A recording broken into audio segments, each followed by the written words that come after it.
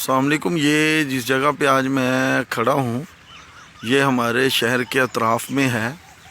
एक किनाल और उसको फोड़वा नहर कहते हैं। उसके ये दिल फरेब मनाज़र हैं। आप ज़रा महसूस करें यहाँ की खामोशी को और दूर गुज़रती हुई सड़क से किसी गाड़ी का हल्का सा शोर आता है तो ये दरख्तों पे परिंदे और निखरा निखरा सा सब्ज़ा, मौसम की अंगड़ाइयाँ, ये सारा फितरत का हुस्न है। बादलों में छुपा हुआ सूरज।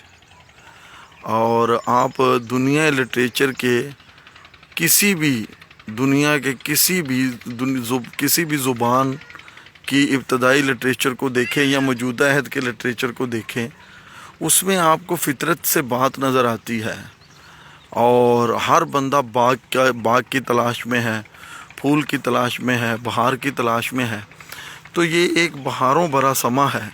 लेकिन मैं एक सच बात कहूँ, ये आप अगर इस फसल को देखें तो ये हमारे इलाके की मरूफ फसल जो जनूबी पंजाब की है, इसको कपास कहा जाता है।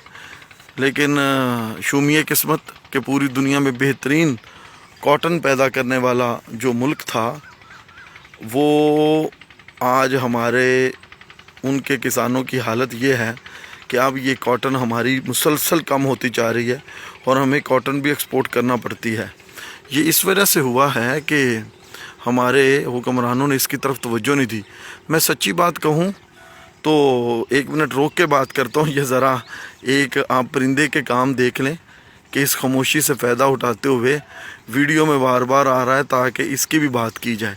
तो ये इस तरह के हसीन मनाज़र कहाँ नज़र आएंगे, कहीं नज़र नहीं आते।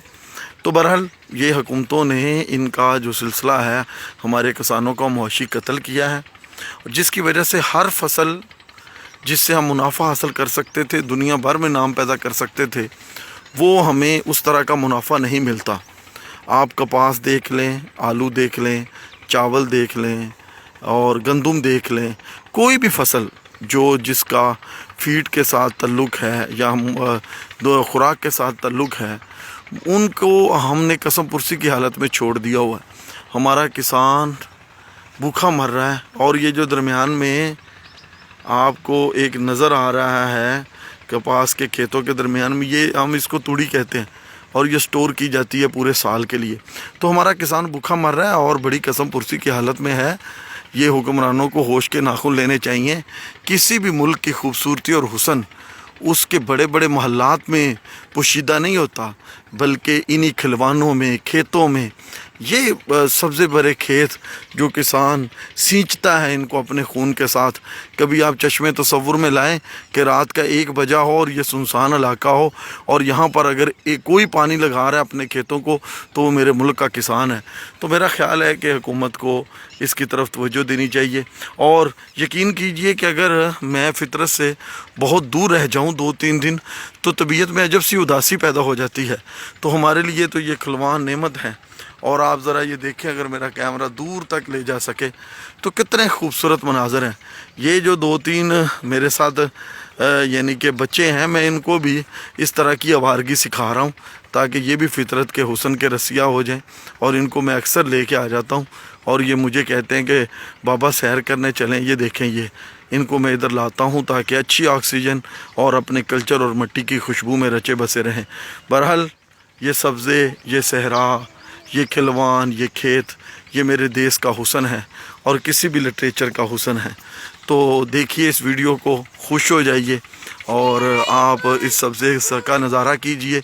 और अगर इस मुल्क को तरक्की की राह पर डालना है तो इसके गरीब किसान की बात सुननी होगी और उसकी फसल को बड़ा ही कीमती समझना होगा और उसको मुनासिब मुआवजा जिससे वो अपनी गुज़र बसर कर सके वो देना पड़ेगा। तो ये हसीन मनाज़र देखिए। अब आखिर पर चंद परिंदों की आवाज़ें सुनिए और बात ख़त्म करते हैं।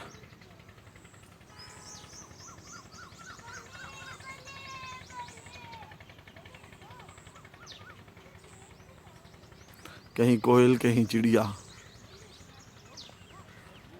और सब्ज़े की कितारें। शुक्रिया, अस्सलाम वालेकुम।